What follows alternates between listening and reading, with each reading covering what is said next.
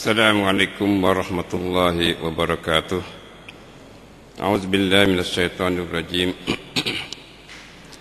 Bismillahirrahmanirrahim. Alhamdulillahi nahmaduhu wa nasta'inuhu wa nastahdihi wa nastaghfiruhu wa natubu ilaih. Wa na'udzu billahi min shururi anfusina wa min sayyiati a'malina.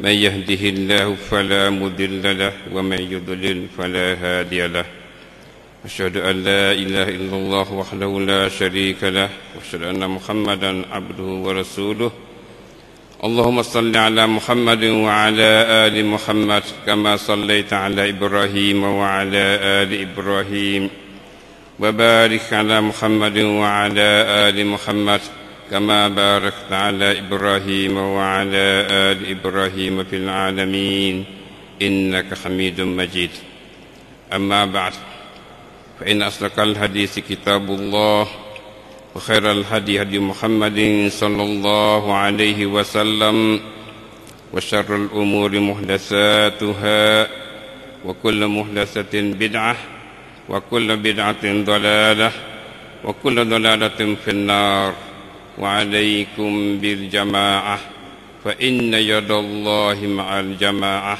ومن شذ في النار ربنا إننا سمعنا مناديا ينادي للإيمان أن آمنوا بربكم فآمنا ربنا فاغفر لنا ذنوبنا وكفر عنا سيئاتنا وتوفنا مع الأبرار ربنا وآتنا ما وعدتنا على رسلك ولا تخزنا يوم القيامة إنك لا تخلف الميعاد ربنا افتح بيننا وبين قومنا بالحق وأنت خير الفاتحين ربنا لا تجعلنا فتنة للقوم الظالمين ولا تجعلنا فتنة للقوم الكافرين ونجنا برحمتك من القوم الكافرين اللهم إنا نجعلك في نحورهم ونعوذ بك من شرورهم.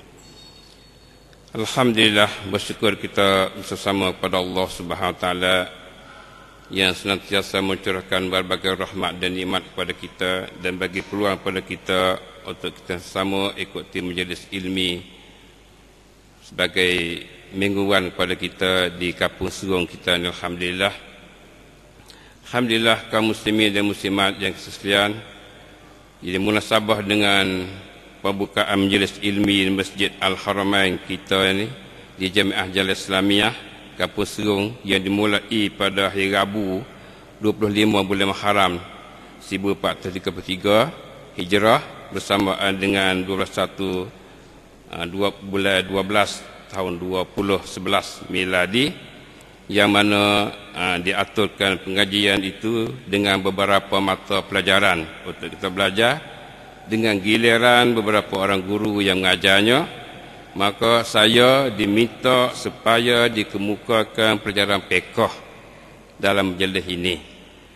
Itulah yang dimintakan kepada saya untuk kemukakan pelajaran fiqh, dan di sana kita telah lalu mari pelajaran tafsir dan hadis dan sebagainya. Maka saya dimintakan untuk pelajaran fiqh. Jadi untuk menjadi siri pengajian dalam pelajaran fiqh, maka ini dikemukakan sebagai mukaddimah pendahuluan bagi perkembangan ilmu fiqh ikut tahap-tahap yang dilaluinya sejak dulu sampai sekarang. Jadi pada hari ini dan seterusnya kita akan mulai dengan nak kenal ilmu fiqh dulu dan perkembangannya dia sebagai mukaddimah.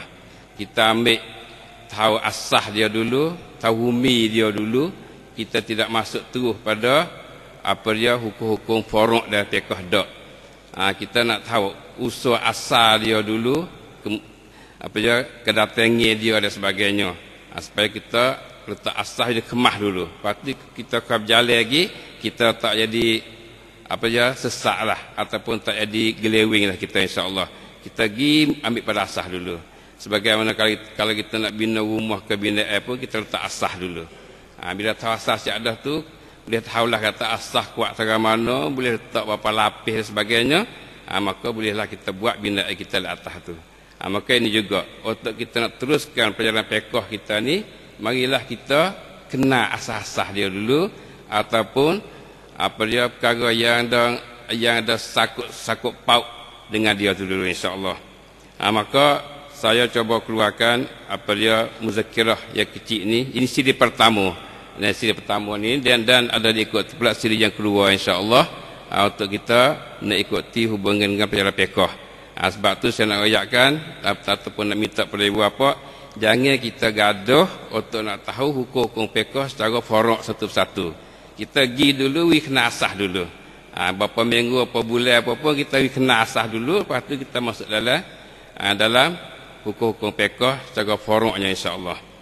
Jadi semoga dengan muzakirah dapat bagi maklumat penting pada kita yang belajar ni. Dan sebelum pada kita belajarkan apa dia hukum-hukum fiqh secara umumnya, insya-Allah seterusnya. Itulah sebagai maklumat pada ikhwan akhwat kaum muslimin dan muslimat sekalian. Kita belajar sekarang ni sebagai mukaddimah. Maka insya-Allah dalam muzakirah kita kecil ni, marilah kita masuk dalam mukaddimah. Mula dalam muka 3 tu, siapa dia ada milik ni boleh kita tengoklah dalam mukaddimah kita tu, insya-Allah. Sebagai mukaddimah ataupun pendahuluan, sebelum kita masuk mempelajari pelajaran fiqh dalam bentuk far'iyah satu persatu, perlu kita mempelajari dan memahami beberapa perkara yang merupakan titik penting untuk kita memahami risalah Islam secara umumnya dan pelajaran fiqh secara khususnya. Jadi belum pada kita nak masuk cara hukum fiqh secara far'i satu-satu, hukum wuduk ke, hukum apa ke, semua tu, marilah kita memahami beberapa perkara dulu sebagai asas, insya-Allah. Jadi marilah kita ikuti satu persatu dalam muzakirah kita ni, insya-Allah, sikit sebanyak, kerana masa kita ni adalah sikat sangat, setengah jam saja untuk kita belajar fiqh ni. Maka marilah kita ikuti sikit sebanyak.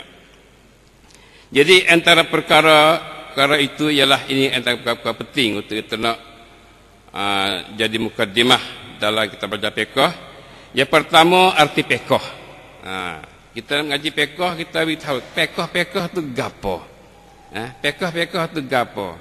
Ngaji fiqh gapo fiqh ni. Kadang-kadang kita tak tahu tergapo fiqh tu. Marilah kita tahu sebagai mukadimah dulu lebih kurang. Cara rekas. Ada mau nak berdalami lagi tu, okey, tak apalah. Ini kita cara mudah-mudah, cara kapung. Faham mudah-mudah cara kapung kita. Itu. Arti fiqh, satu fiqh pada bahasa. Fiqh kelima faqaha tu, fiqh dalam bahasa, dari erti bahasa Arab tu artinya faham. Fiqh ni dalam bahasa Arab mana faham, erti. Jadi itu mana segi bahasa, kau cai. Mana erti. Sebagai firman Allah Subhanahu wa taala nu ayat kata fiqh erti faham tu dalam Quran ada sebut sebagai firman Allah, walakin la tafqahuna tasbihahum. Suratul Isra ayat 44. Walakin la tafqahuna tasbihahum. Maksudnya tetapi kamu tidak paham. La tafqahum. La tafqahum faqaha. Artinya ia jamak. La tafqahu maknanya kamu tidak paham. Kamu tidak memahami tasbih mereka itu. Jadi Allah jadikan makhluk dia semua ni tasbih teh belaka. Pokok kayu tersebih teh, batu tersebih teh, gapo semua tersebih teh, tapi walakin la tafqahuna tasbihum. Tapi kamu tak faham tasbih mereka itu. Kita tak reti tasbih dia. Pokok kayu tersebih teh lah mana kita tak tahu juga. Kata-kata ula-ula cicak-cicak tasbih teh belaka, kita tak tahu tasbih mana. Kita reti tasbih kita subhanallah, hak kita. Kata, hak ayat besi lain, hak itik besi lain, hak lembu besi lain, hak pokok kayu besi lain. Faham tu tak? Mana walakin la tafqahuna tasbihahum. Tapi kamu tak faham tasbih mereka itu. Tepat kita naknya tafqahun tu. Mana gapo tafqahun? Maknanya bukan kamu tak fiqh. Mana kamu bukan mana kamu tak fiqh, tak ngaji fiqh sebagainya, tidak. Tafqahu, kamu tak faham tasbih mereka itu. Itu segi bahasa. Nah, Itu juga firman Allah, qalu ya Syu'aib ma nafqahu katsiran mimma taqul. Surah Hud ayat 91. Qalu ya Syu'aib ma nafqahu katsiran mimma taqul. Maksudnya mereka berkata, kaum Syu'aib, bila Syu'aib wayak hata ha akhirat ha gapo kena bimbing Allah gapo gitu ni. Kau jawablah no. Ma nafqahu katsiran mimma taqul. Kami wahai Syu'aib, kami tidak faham banyak daripada apa yang engkau kata. Aku tak reti mu kata gapo Syu'aib. Mana la nafqahu, mana la nafham. Kami tak faham. Mun ya gapo Syu'aib? Akhirat syurga neraka gapo aku tak faham. Ada. Mana? Tempat kita syahid naknya kata nafqah tu, kalimah tu maknanya nafham segi bahasa Arab. Jelas tak? Tu mana fiqh. Baik, itu segi bahasa. Kita pergi pula dari segi fiqh pada istilah. Ni pakah dia guna pada istilah. Istilah ulama dak pakai bukan segi bahasa saja dak. Istilah dalam ulama pakai, ulama fiqh ke ulama gapo pakai ni, makna gapo istilah.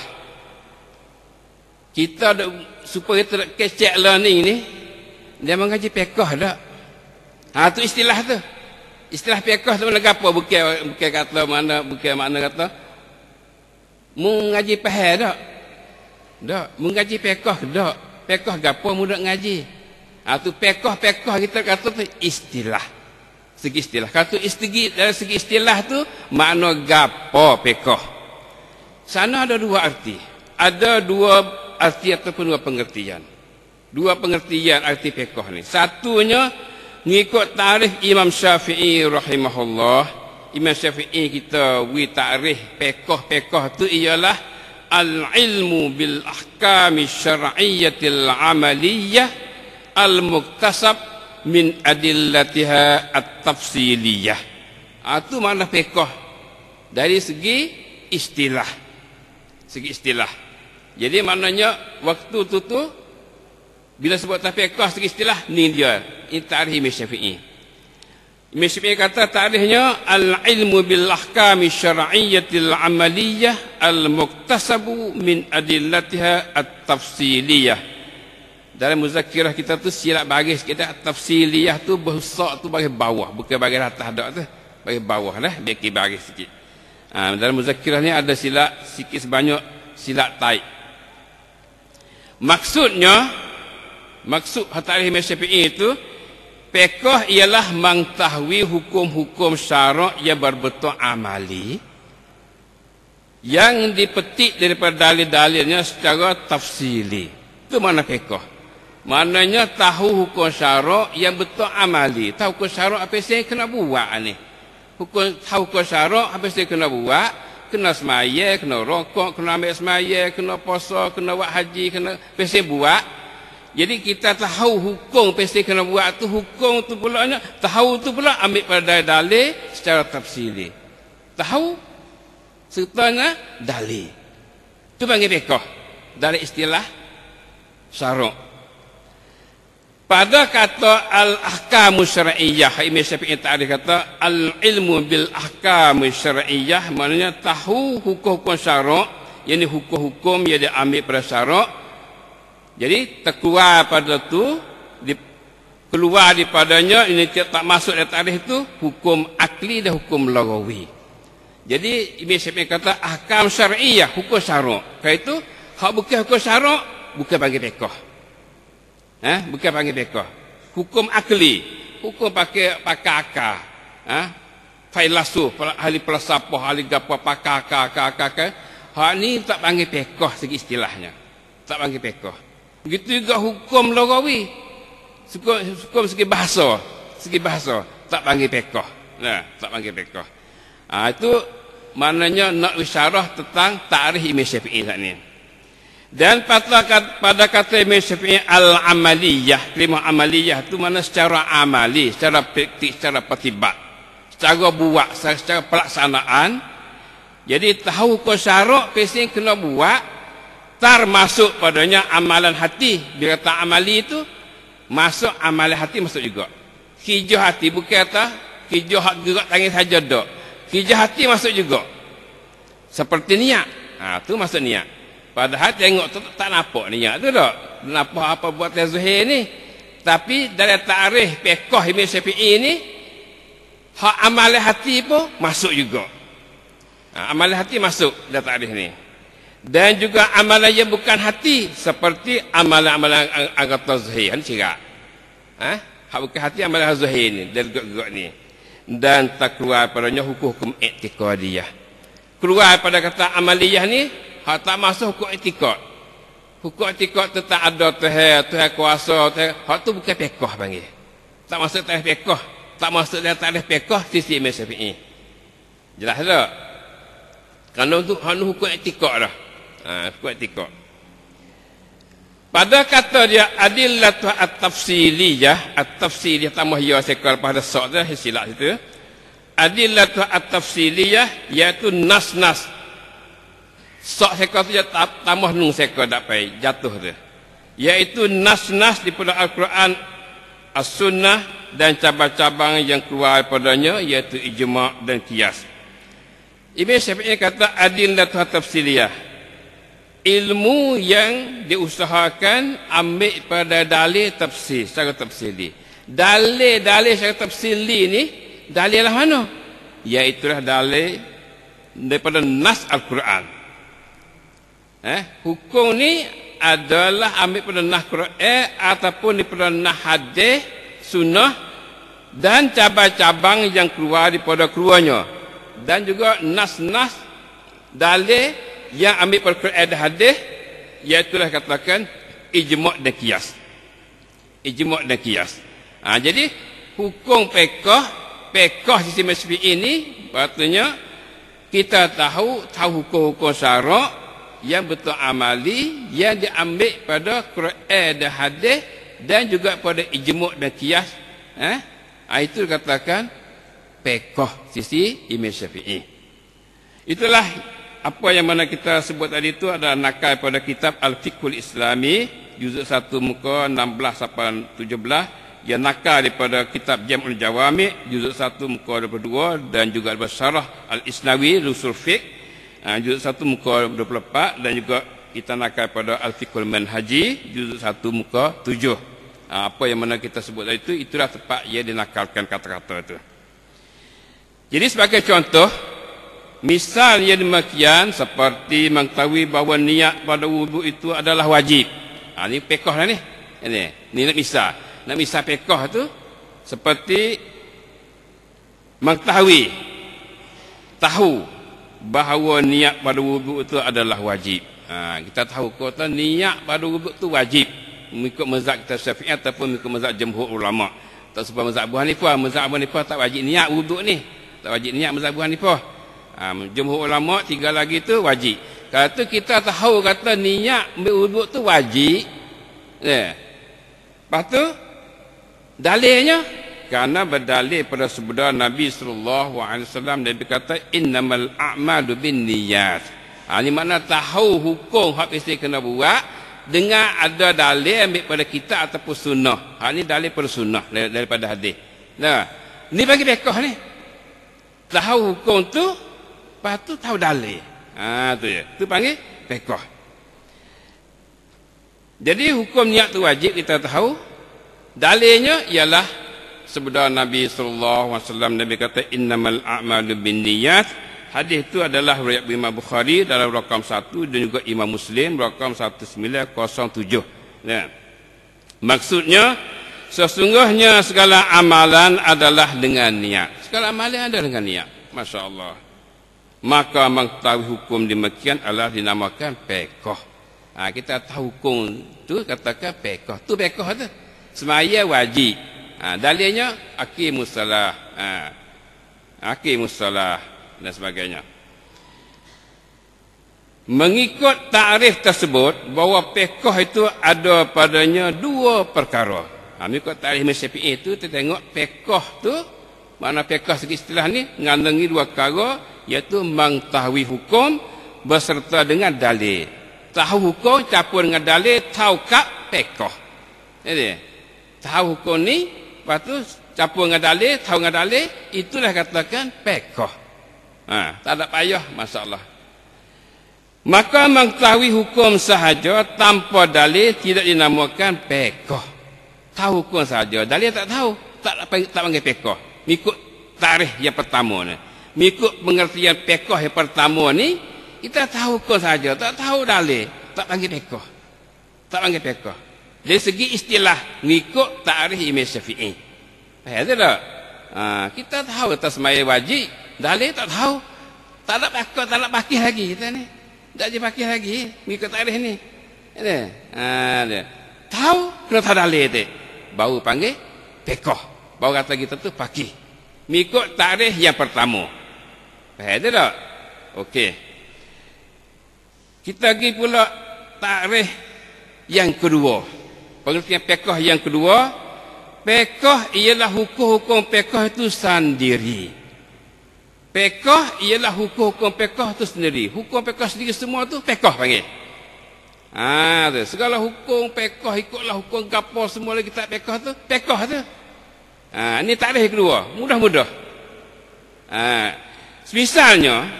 Misal seperti seorang berkata, saya belajar pekoh. Hari ini saya mengaji pekoh di kuliah. Gapo mengaji pekoh? Berarti ia belajar segala hukum pekoh yang ada di dalam kitab-kitab pekoh, ia diambil daripada kitab dan as-sunnah. Itu maknanya. Jangan mengerti tak pekoh? Pekoh ada kitab pekoh tu. Tak ada kira tu hak Imam Syafi'i tarikh dak lah. Ini arti yang kedua. Arti yang kedua. Saya belajar pekoh, maknanya saya belajar hukum-hukum pekoh adalah kitab pekoh tu. Dari kitab ulama-ulama. Yalah tu pekoh tu. Rasanya hak ni lah kita nak pakai tempat kita. Hak duk nampak, hak kita duk guna, selalu duk pakai ni, sebut tak pekoh-pekoh, duk dalam tarikh yang kedua ni. Tarikh yang kedua ni. Supaya mudah kata. Buatan pekoh, bukan kitab pekoh, jumpa hukum semua dah. Tu dia. Seperti hukum taharah, hukum bersih, kebersihan, bersih ambil uduk ke, mandi junub ke, tayammum ke, cuci najis ke, itu hukum taharah. Mengaji hukum pekoh tu, mengaji pekoh. Wuduk. Dia mengaji pekoh dak bab wuduk. Ngaji pekoh bab wuduk. Solah dan seterusnya banyaklah jual beli ke gapo ke semua tu, maknanya itulah arti pekoh dalam tarikh yang kedua. Masya-Allah, mudah. Dan segala hukum syarak itu sendiri dinamakan pekoh. Segala hukum syarak semua itu dinamakan pekoh. Itulah kita nakal pada Al-Fiqhul Manhaji pada juzuk 1 muka 8. Baiklah, itulah kaum muslimin dan muslimat sekalian, hubungan dengan takrif pekoh yang mana kita dapat tahu pada hari ini sebagai mukadimah kepada kita. Maka fiqh Islami atau hukum pekoh, ini secara kita nak tahu secara umum. Kata hukum pekoh semua tu ataupun kata fiqhul Islami semua tu ialah undang-undang Islam. Itu pekoh Islam. Fiqhul Islami, pekoh Islam ataupun hukum pekoh ialah undang-undang Islam. Undang-undang Islam semua, kod mai Islam. Ialah undang-undang Islam seluruhnya, masuk semua, undang-undang Islam semua yang merangkumi setiap gerak-geri pelaksanaan hidup manusia. Jadi hukum Islam, undang-undang Islam semuanya yang mencakupi, yang mencakupi setiap gerak-geri pelaksanaan hidup manusia. Gapo manusia gerak hidup ni, ya sakut hukum pekoh lakah. Ya sakut hukum pekoh. Nak makan sakut hukum pekoh. Ada. Lagi sejik sakut hukum pekoh. Masuk jambil masuk hukum pekoh. Setiap gerak-geri kita ni, ia dah sakut hukum pekoh. Hukum Islam dah. Undang-undang Islam. Kita duduk hari-hari, tak keluar daripada kita tu duduk beramal dengan hukum pekoh. Ataupun kita duduk beramal dengan undang-undang Islam. Undang-undang Islam. Sama ada pada bidang ibadat. Dalam bidang ibadat, kita dah makruf belakang dalam ibadat kita tu, muamalat, segi jual beli, segi muamalat manusia, munakahat, nikah kahwin, Jinayat, hukum jinayat, hukum bunuh orang, tikar orang, dan sebagainya. Itu jinayat. Dan lain-lainnya. Banyak lagi hukum-hukum yang mana merakumi semuanya. Hukum wakaf, hukum wak kebajikan, hukum wak khairat, hukum apa semua tu, hukum fiqh belaka tu. Wak amal jariah, hukum fiqh. Jadi semua tu ada hidup kita ni yang lagi tak leh kita ni belas takut hukum fiqh. Ya jumpalah dengan hukum-hukum fiqh yang mana ada hak tu halalnya, tu haramnya, makruhnya, haruhnya, sahnya, batalnya dan sebagainya. Ya jumpa, ya sakut semua kita ada hari-hari dengan hukum fiqh kita ni. Masalah nak lagi tak leh kita daripada hukum Islam. Itu maknanya. Hukum Islam, hukum fiqh. Itulah ikhwan akhwat kaum muslimin dan muslimat yang sekalian, sebagai sepitah lalu untuk kita hari ini kita tahu hukum fiqh. Kita tahu mukadimah berkenaan dengan fiqh, dan banyak lagi mukadimah yang patut kita kena tahu sebelum pada kita masuk dalam masalah far'i dan masalah furuknya. Baiklah kaum muslimin dan muslimat yang sekalian, munasabah kita cakap hukum fiqh dah atau hukum fiqh tu pula merakumi semuanya setiap gerak-geri manusia. Saya cuba ambil peluang sikit di sini. Ambil peluang sikit di sini, masuk hukum fiqh juga. Masuk hukum fiqh juga. Ialah saya nak istiharkan ataupun nak jemputkan pada ikhwan akhwat sekalian atau amal jariah. Amal jariah hukum fiqh juga. Iaitulah di Jamiah anak yatim kita Menebujo, Kampung Menesari, apa Merang Cabat Jala adalah nak buat penuri, nak putik khairat atau nak buat sekolah anak yatim di sana. Maka ikhwan akhwat sekalian ni dijemputkan semuanya. Ibu bapa dijemput semua daripada menjadi ilmi kita ni, dan juga pada ikhwan akhwat yang mana duduk di tempat lain yang dapat dengarkan radio kita dan sebagainya, semua dijemput belakang. Dijemput belakang untuk beri bantuan khairat kepada sekolah anak yatim kita yang mana akan dibinakan. Sedang duk bina lah ni, duk bina dah. Cumanya buat kunuri tu atau minta khairat tu tepat 5 bulan Kumpar. 45 bulan Kumpar, ialah hari Ahad sah lagi. Esok Ahad sah lagi ni, bersamaan dengan 13 bulan awal. Maka kita dijemput ke semuanya insya-Allah. Itu adalah sebagai satu fiqh pada kita dan amal jariah. Amal jariah. Jadi saya ingin juga supaya menjadikan kebajikan kita bersama. Amal jariah ni satu benda yang penting pada kita. Kita maklum dah daripada hadis Nabi SAW, Nabi kata iza mata ibnu Adam in qata amaluhu illa min salasin. Apabila mati anak Adam tu putus amal dia. Mereka 3 perkara tak putusnya. Sedekatin jariah, sedekah jariah. Sedekah jariah ni adalah kita buat satu amalan yang boleh kekal pada kita. Boleh kekal pada kita, tu amal jariah. Dia mau buat sekolah, kita buat duit sekolah, buat sejik, kita buat duit sejik, buat balasah, buat duit balasah, beli tanah wakaf atau bubuh duit untuk tanah wakaf, itu amal jariah lah. Dan kita nak ingat, kata amal jariah kita buat tu bukan demo dok sekali. Bukan demo, hak kita. Hak kita. Kita masuk 1,000, 2,000, 100, 200 kod tempat amal jariah tu, ya tu hak kita. Demo buka peluang pada kita, boleh kita masuk jariah. Kalau demo tak buka peluang, bila kita boleh buat amal jariah? Masjid kita buat sore, tak tahu buat sore masjid. Cerak tak ada kita ni. Mereka orang Arab lain adalah. Kalau kita jarang sangatlah. Buat sekolah sebuah sekolah sore, tak boleh, tak ada. Dia mau buat masjid, minta kita ni masuk sumbang masjid. Kita masuk tu hak kita, bukan dia mau dak ni. Tapi orang lain boleh guna. Tu dah banyak amal jariah. Umat manusia lain pun boleh guna, kita sendiri pun boleh guna, dan hak besar sekali kita dapat guna akhirat tu. Akhirat nu besar sekali tu amal jariah kita. Itu dia. Sebab tu saya nak serukan pada ikhwan akhwat sekalian, kita marilah buat amal jariah. Kita ni kena ingat kata amal kebajikan tu banyak, dan kita seru orang untuk kebajikan tu pun. Nabi kata ad-dalu 'alal khair kafa'ilihi. Masya-Allah. Ad-dalu 'alal khair, orang tunjuk pada jalan kebaikan tu kafa'ilihi, supaya buat juga. Masya-Allah.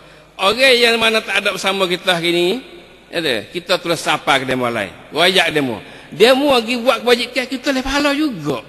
Demo masuk 1,000, kita boleh pahala 1,000. Demo lain masuk 45 orang, 5,000. Boleh 5,000 juga kita. Maknanya, Masya Allah, Tuhan buka peluang banyak. Ad-dalu alal khair, agar tunjuk jalan kebaikan tu kafa'ilihi. Supaya buat dah. Masya Allah. Ini masuk amal jariah, satu benda yang penting pada kita.